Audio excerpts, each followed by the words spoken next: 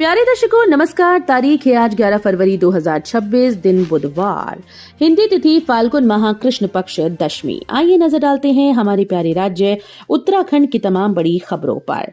Video शुरू करने से पहले कमेंट बॉक्स में जय हिंद लिखकर हमें सपोर्ट करें। तो चलिए शुरू करते हैं।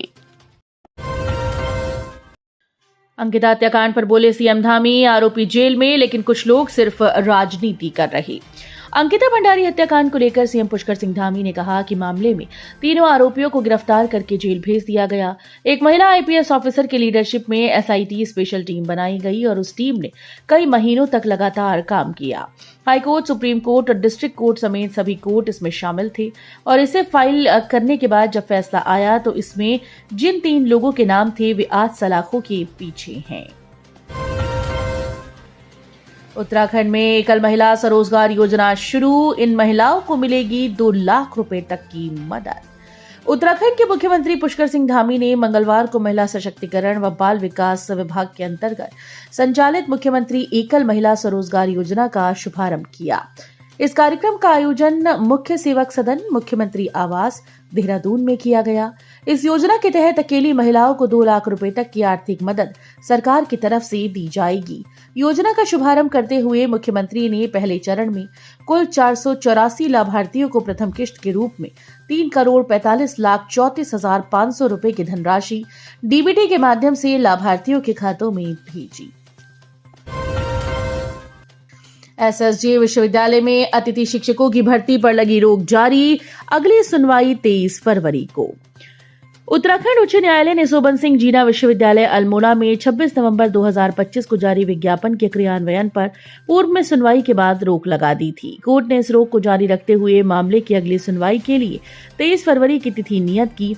पूर्व में कोर्ट ने कहा कि कानून में तय स्थिति ये है कि एक अस्थायी कर्मचारी को दूसरे अस्थायी कर्मचारी से बदला नहीं जा सकता, न ही एक गेस्ट लेक्चरर को दूसरे गेस्ट लेक्चरर से बदला जा सकता है। पूर्व में कोर्ट ने याचिकाकर्ता को लॉ डिपार्टमेंट में गेस्ट लेक्चरर के तौर पर अपने पुराने पद पर ड्यूटी शुरू करने की अनुमति दी। मुख्य न्यायाधीश मनोज कुमार गुप्ता और न्यायमूर्ति सुभाष उपाध्याय की खंडपीठ के समक्ष मामले की सुनवाई हुई। अल्मोड़ा में नई पहल, मशरूम विलेज के रूप में विकसित होगा देवली खान गांव। अल्मोड़ा का देवली खान गांव मशरूम विलेज के रूप में विकसित होगा। जिला योजना के तहत स्वीकृत 22.5 लाख रुपए से गांव में 10 मशरूम उत्पादन इकाइयों की स्थापना की जा रही है। इनमें किसान प्रतिवर्ष 37,000 किलो मशरूम का उत्पादन करेंगे। इससे उनकी लगभग 56 लाख आय होने की उम्मीद है। अल्मोड़ा जिले में मशरूम किसानों की आय का प्रमुख साधन बन रहा है। इसका उत्पादन कर किसान अच्छा लाभ कमा रहे हैं। उद्यान विभाग भी लोगों को इसे जोड़ने के प्रयासों में लगा हुआ है। विभाग को जिला योजना के तहत 22.5 लाख की धनराशि मिली है। तेजी से बढ़ रहे साइबर ठगी के नए ट्रेंड, 5 वर्षों में उत्तराखंड के लोगों से ठगे 468 करोड़ रुपए। सुप्रीम कोर्ट ने देश भर में साइबर ठगी को सरासर लूट की संज्ञा दी। पूरे प्रदेश में साइबर ठगी का जो डेटा है वो भयावह है।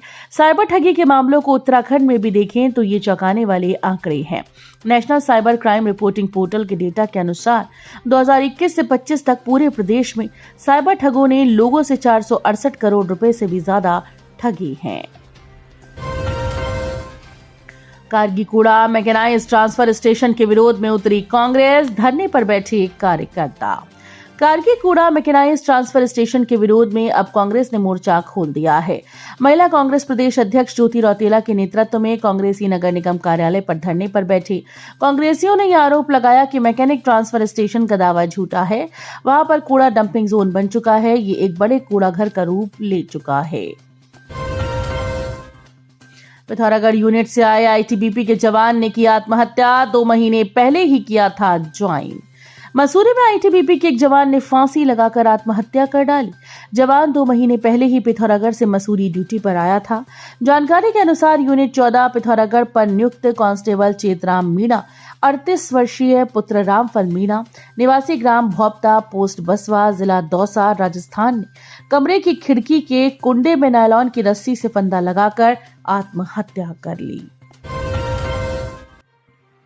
कानून व्यवस्था पर भड़के प्रीतम। बेरोजगारी समेत कई मुद्दों पर 16 फरवरी को राजभवन कूच करेगी कांग्रेस। उत्तराखंड में कांग्रेस ने कानून व्यवस्था को लेकर अब सरकार के खिलाफ मोर्चा खोल दिया। कांग्रेस महिला अपराध, बेरोजगारी सहित तमाम मुद्दों को लेकर 16 फरवरी को राजभवन कूच करेगी। कांग्रेस के पूर्व प्रदेश अध्यक्ष प्रीतम सिंह ने प्रेस वार्ता कर कहा कि प्रदेश में कानून व्यवस्था ध्वस्त है और सरकार जनता का ध्यान भटकाना चाह रही है। खाता बंद कराने के बाद हुआ 12 करोड़ का लेन देन, कोर्ट के आदेश पर प्राथमिकी दर्ज। ज्वालापुर कोतवाली क्षेत्र में एक व्यापारी के करंट खाते से 12 करोड़ रुपए से अधिक के लेन देन का आरोप लगा। आरोप है कि खाता बंद कराए जाने के बावजूद करोड़ों रुपए के लेन देन का बैंक स्टेटमेंट से खुलासा हुआ। पुलिस ने कोर्ट के आदेश पर बैंक कर्मचारियों के खिलाफ प्राथमिकी दर्ज कर ली है।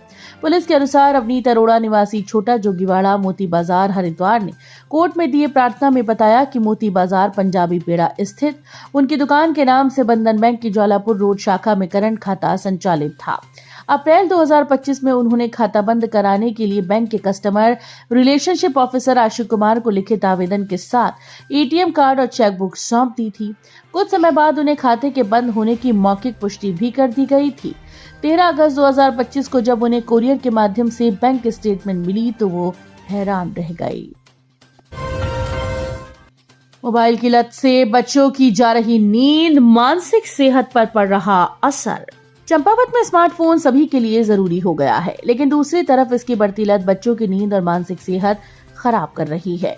जिला अस्पताल में अभिभावक ऐसे बच्चों को लेकर आ रहे हैं जो मोबाइल देखने के चक्कर में कुछ याद ही नहीं रख पा रहे, उन्हें भूख भी नहीं लगती है। हर 3 दिन में ऐसे करीब 10 मामले आ रहे हैं। चिकित्सकों का कहना है कि देर रात तक मोबाइल चलाने की आदत के कारण बच्चों में अनिद्रा, चिड़चिड़ापन, तनाव और एकाग्रता की कमी जैसी समस्याएं तेजी से बढ़ रही हैं।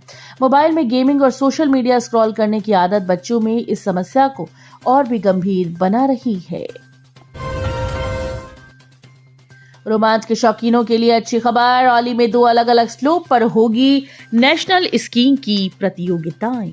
औली में पहली बार टेक्निकल कमेटी के निर्णय के बाद राष्ट्रीय स्कीइंग चैंपियनशिप 2 अलग अलग स्कीइंग स्लोप पर आयोजित होगी।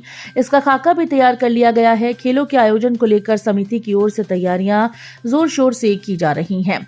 औली के मुख्य नंदा देवी स्लोप पर बर्फ तेजी से पिघल रही है, जिसे देखते हुए चैंपियनशिप 2 अलग अलग स्लोप पर की जा रही है। आबादी में घुसे हाथियों के पीछे युवक ने स्कूटी दौड़ाई, समझाने पर नहीं माना, फिर जो हुआ जानिए। हरिद्वार के जगजीतपुर क्षेत्र से एक हैरत अंगेज मामला सामने आया। यहाँ रात के वक्त 2 जंगली हाथी आबादी में घुस गए, लेकिन स्कूटी सवार एक युवक ने हाथियों के पीछे वाहन दौड़ा दिया। युवक की हरकत उसकी जान पर भी भारी पड़ सकती थी। गनीमत रही कि पीछे वन विभाग और स्थानीय लोगों ने शोर मचा दिया और हाथी आगे की तरफ चले गए। मामले से जुड़ा एक वीडियो भी सोशल मीडिया पर तेजी से वायरल हो रहा है। युवक के खिलाफ वन विभाग कार्रवाई की तैयारी में जुटा है। वन विभाग की टीम युवक की तलाश कर रही है। ग्राम जलई में भालू ने घास लेने जंगल गई महिला पर किया हमला, गंभीर हालत में किया रेफर। रुद्रप्रयाग के गांव जलई में सुबह एक महिला पर भालू ने हमला कर डाला। इस दौरान महिला बुरी तरह से घायल हुई। महिला को जिला अस्पताल रुद्रप्रयाग रेफर किया गया।